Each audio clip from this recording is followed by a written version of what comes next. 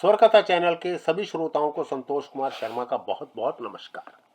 साथियों, भारतवर्ष में अनेक प्रतापी राजा हुए। किसी ने अपने धार्मिक अनुष्ठानों के कारण कीर्ति पाई, किसी ने परोपकारिता से, तो किसी ने दयालु होकर ख्याति प्राप्त की। आज मैं एक ऐसे ही राजा के विषय में चर्चा करूं। पुरातन काल की बात है। चंद्रवंशी राजा महाराज शिवी हुआ करते। वो उसी नगर के राजा थे।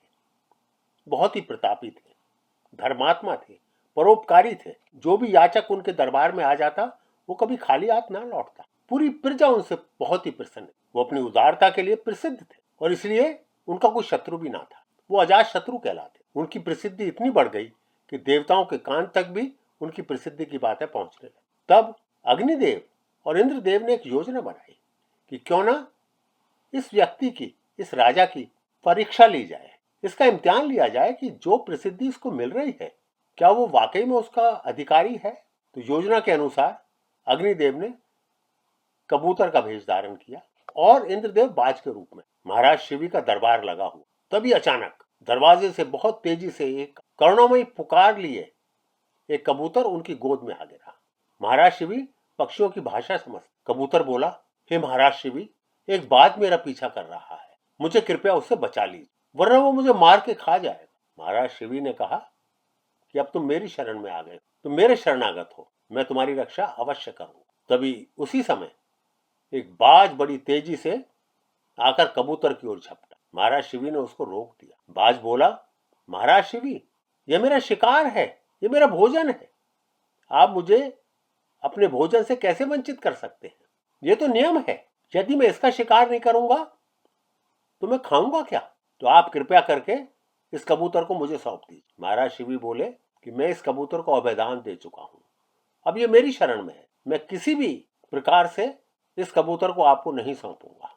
आप जाइए, कहीं और जाके शिकार कीजिए। मैं अपने शरणागत को तुम्हें नहीं सौंप सकता क्योंकि मैं इसको अभयदान दे चुका हूं। बाज अपनी जिद पर अड़ा रहा कि नहीं महाराज शिवी, ये तो आपको देना ही होगा मुझे, क्योंकि मैं इसका बहुत देर से पीछा कर रहा हूं। तब महाराज शिवी ने एक उपाय सोचा। उन्होंने कहा, अच्छा ठीक है, जितना इस कबूतर का वजन है उसके बराबर मैं अपने शरीर से मांस निकाल कर तुम्हें दे देता हूं, तुम उसको खा लेना, तुम्हारी भूख शांत हो जाएगी। बाज मान गया। तभी एक तराजू मंगवाई गई, एक पड़ले में कबूतर को रखा। महाराज शिवी ने अपने एक शरीर का अंग काटकर दूसरे पड़ले में रख दिया। परंतु क्या देखते हैं कि कबूतर का पड़ला अभी भी भारी है और वो एक एक करके अपने शरीर का अंग काट काट कर उस पर रखने लगे। वो लहूलुहान हो चुके थे, उनको बहुत पीड़ा भी हो रही थी, परंतु उन्होंने अपनी पीड़ा की परवाह नहीं। अपने शरीर के लगभग सभी अंग उस पड़ले में रखने के बाद भी उन्होंने देखा कि कबूतर का पड़ला अभी भी भारी। राज दरबारियों ने उनको रोका भी, परंतु बोले नहीं कि मैं वचन दे चुका हूं इस बाज को कि इस कबूतर के वजन के बराबर अपना मांस तुम्हें दूंगा। और तब वे उस पड़ले में जाकर बैठ गए जिसमें उन्होंने अपने शरीर के अंग काट कर रखे हुए थे। परंतु क्या देखते हैं, कबूतर का पड़ला अभी भी भारी है। अब महाराज शिवी हाथ जोड़कर बोले, हे बाज, मैं क्या करूं? मैं इससे अधिक कुछ नहीं दे सकता। कृपया जितना भी मेरे शरीर में मांस है आप उसे खा लीजिए और अपनी क्षुधा को शांत कीजिए। इससे अधिक मैं ना कर पाऊंगा।